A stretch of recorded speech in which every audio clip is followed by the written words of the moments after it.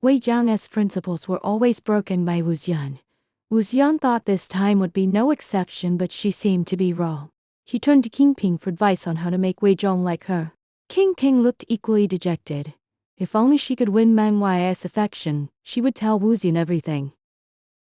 Last time she knelt on the brick tiles outside the imperial study, until her knees were on out whenever it rained. Her bones ached terribly. Wu Xian felt even more downcast. King Ping asked curiously, "You like Master Wei Zhong?" Wu Xian patted her plump cheeks.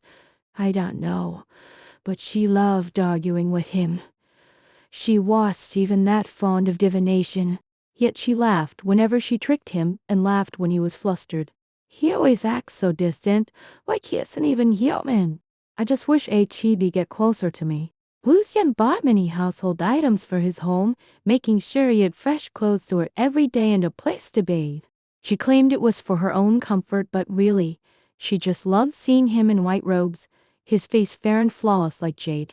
She was unusually attentive to Wei Zhong, picking fruits for him, making jam, cooking for him.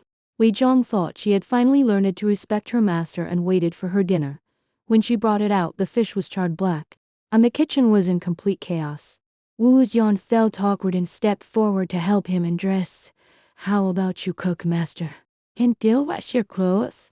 A vine coiled around his clothes, tossed them into the lake, and churned up huge waves, stirring violently before pulling them out and stomping on them repeatedly. By the time she spread them to dry, the clothes were at her drags. Wu Xian was even more embarrassed. As a tree demon, how is she supposed to know how to serve someone?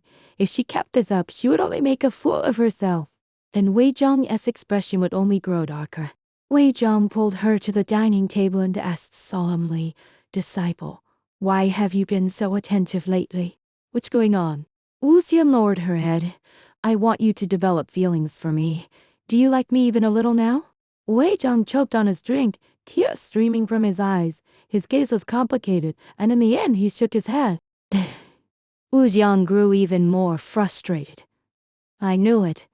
I can't cook. I can't do laundry. Why would you like someone as useless as me?" With that, she ran off sullenly, not giving Wei Zhong a chance to ask anything else. A few days later, she returned to his side as if nothing had happened, asking him for food. Wei Zhong was an excellent cook, not only she, but even the wild beasts nearby loved his meals. At night, the two lay on the roof watching the stars.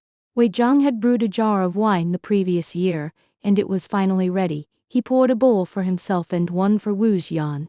They chatted casually. Wei Zhong gradually grew drunk and spoke much about himself. He said most prophets met terrible ends, dying from exhaustion, being killed, or suffering divine punishment. Those who saw too much of heaven's secrets did not belong in this world. The more they saw, the more afraid they became. As he rambled drunkenly, Wu Xian climbed onto him at some point, propping her hands on either side of his head, her eyes bright. "Don't be afraid. Master, he'll protect you. He'll give you clothes to wear and food to eat. You won't have to wander anymore. You'll have a place to rest." She meant it. This forest was hers. She was a tree demon, with luxuriant branches and leaves. If he wished, every branch could be his. Her lips glistened with wind droplets, like crystal wrapping a cherry. Wei Zhong froze, staring into emptiness. His hand unconsciously wrapped around her waist, and he whispered, "Thank you." Wu Xian's head thudded against his chest. She was just as drunk as he was. -8. War raged fiercely at the border. Yet two women in the royal city remained heartbroken over how to win a man's heart. Wu Xian rested her chin in her hands, deep in thought. "I think my master really will never like me. He's been avoiding me lately." King Ping was even more miserable. "The general has avoided me all the way to the border." Suddenly a victory report arrived. "A scout knelt down, Your Royal Highness. General Meng Yi achieved a great victory the other day. He wounded the enemy commander and captured their strategist alive. The enemy has begun to sue for peace." "Really?" King Ping's despair vanished at once. "I knew General Meng could do it." Wu Xian suddenly had a bad feeling. She quickly brushed the thought aside, thinking gloomily she was only a half-baked prophet. How could she open the heavenly eye and foresee fortune or misfortune? She ought to go back and cast a proper divination. At night, King Ping came crying. Rumors said the enemy strategist was a woman. Mang Yi admired her cunning tactics and intended to take her into his service. Even more outrageous stories claimed Mang Yi had fallen in love with the enemy strategist, saying she was stunningly beautiful when dressed as a woman. It's fine if he doesn't like me, but I can't bear him loving someone else. Didn't he say he would never remarry and keep mourning his late wife forever? Xiao's a liar. With that, King Ping slammed the table and stood up. I'm going to find him. Wu Xian asked curiously, how can a woman enter the military camp? My father is sending my uncle to receive the prisoners. You'll go with him. With that, King Ping gritted her teeth and ran off. Her silk ribbons fluttered as she ran, like a moth flying into a flame. King Ping acted quickly. No sooner had she spoken than she changed into riding attire and chased after her uncle through the night, not even bidding the king of Xiao farewell. Wu Xian's bad feeling grew stronger. She cast a divination. Great misfortune. After finishing the reading, Wu Xian suddenly saw visions of the future flash before her eyes. She broke into a cold sweat and screamed, jumping up from her chair. Wei Zhang had once said that a prophet only truly became one when they mastered the art of opening the heavenly eye. And this half-minus-baked disciple of his had actually succeeded. But what had she seen? Just thinking about it made her sweat profusely. Disciple Wu Xian, what's wrong? Wei Zhang lifted a tile and poked his head in. He hadn't spoken to her in a long time, and Wu Xian was startled. Wei Zhang seemed to have been drinking again. His cheeks were flushed. Wu Xian didn't know what he was thinking, and only said, Master, I think I opened the heavenly eye. Oh.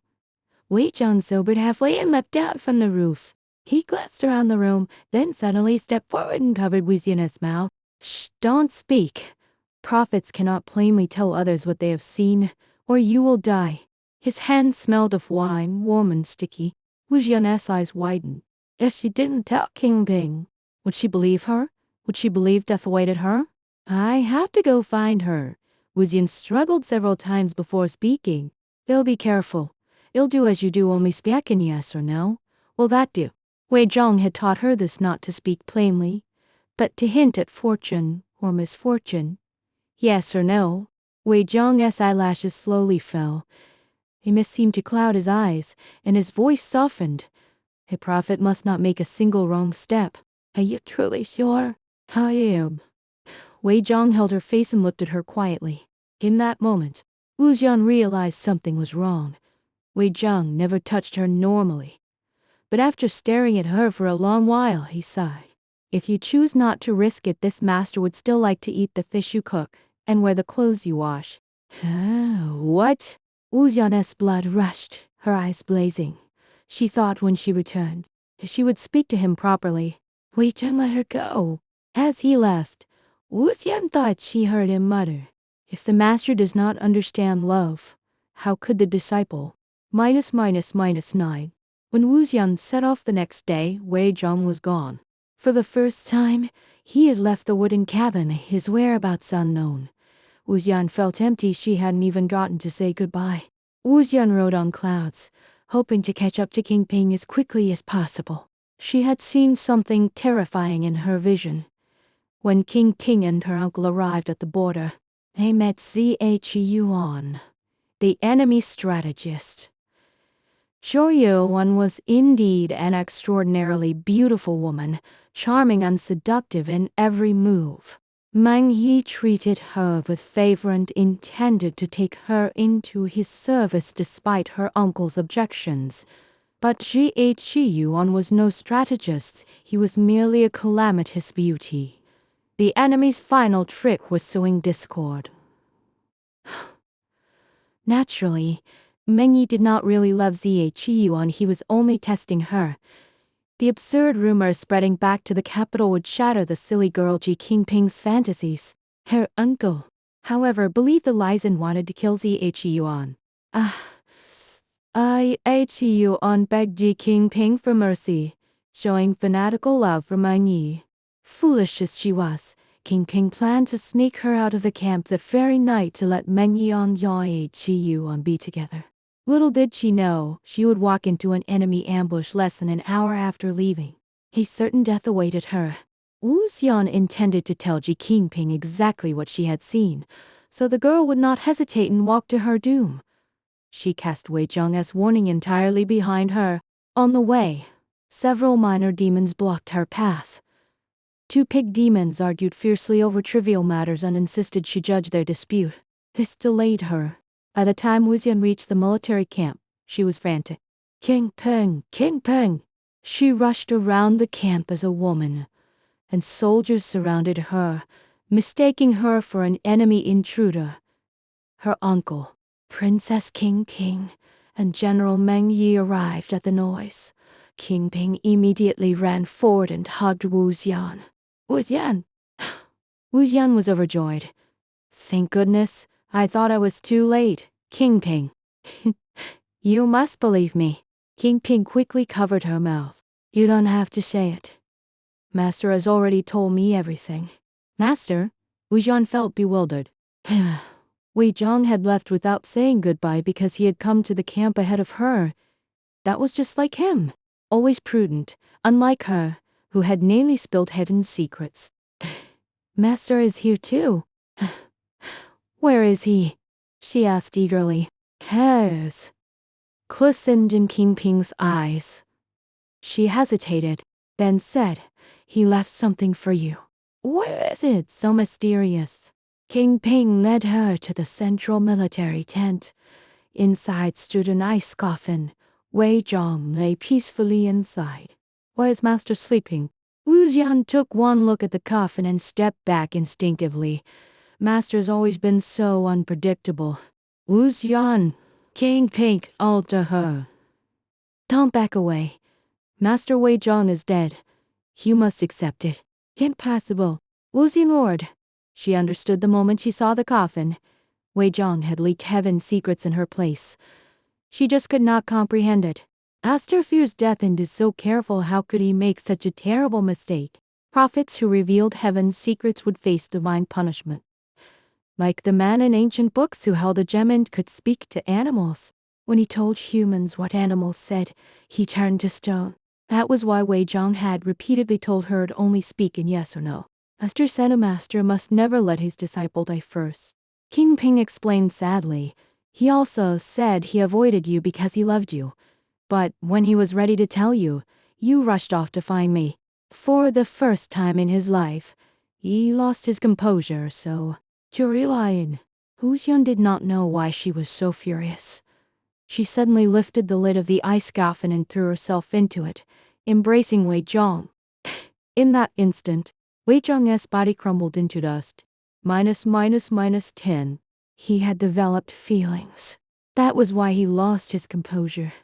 That was why, even though he feared death, he had kept Wu Xian from making a fatal mistake. A master could never let his disciple die first. He had hidden his love so deeply. Ridiculous Wu Xian only understood then what he had muttered that night. His principles had always been broken by her without exception. But Wu Xian had not understood. By the time she did, she had lost him forever. My victory made everyone happy.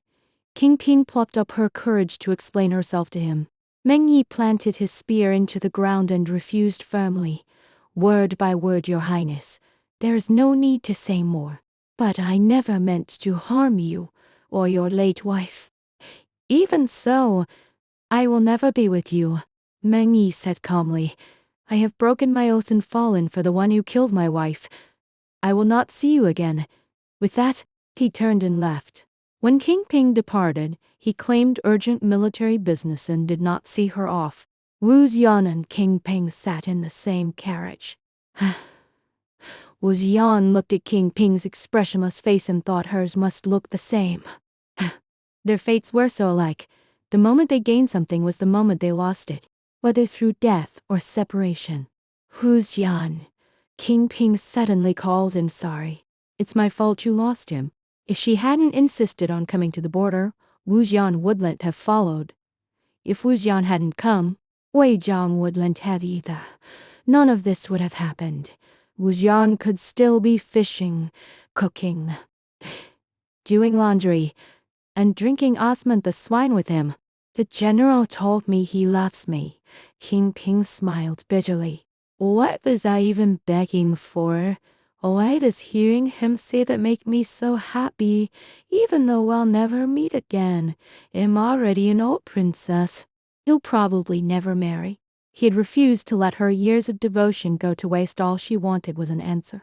Giving her that answer was the final tenderness of the tough man Meng Yi.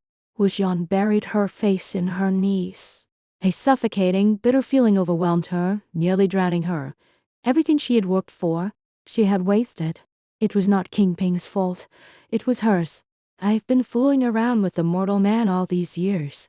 No other demons will probably like me now, Wu Jian muttered. Then she lifted her head, met King Ping's eyes, and they smiled at each other. The carriage drifted into the distance. A setting sun sank below the horizon. Wu Jian held the ice coffin, pressing her face against its lid.